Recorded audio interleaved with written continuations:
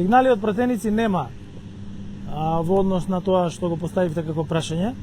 Мицковски, не знам по кој пат веќе поставува барање за предвремени избори. Јас имам многу јасен став, бидејќи јас не ги менувам моите ставови како него на една недела.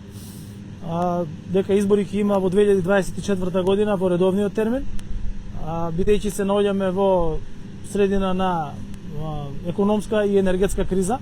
Тоа што тој бара избори во мај, всушност е и комплимент за владата, бидејќи не сака избори во зимо.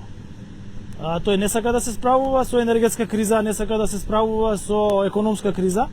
И комплиментот за тоа зашто веројатно смета, и сигурно смета, дека владата одлично се справува и со економската и со енергетската криза, бидејќи енергетската криза завршува на 30 април, а тој бара избори во мај.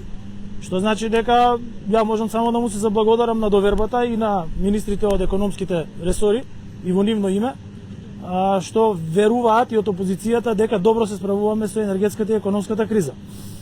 Меѓутоа, ние сме исто така и земја која што преседава со ОПСЕ, така да имаме исклучително важна улога и тоа беше потенцирано и од високиот представник од Соединетите Американски држави, кој што вчера беше во Скопје.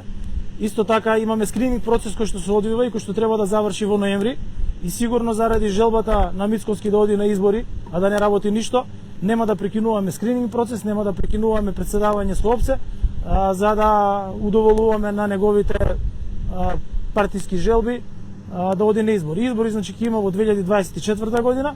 Во 2024 година ќе победи кандидатот за председател кој што ќе биде предложен од Социјалдемократскиот сојуз и коалиционите партнери и Европска коалиција која што ќе однесе државата во полноправно членство во Европската унија, ќе победи на парламентарните избори после председателските избори.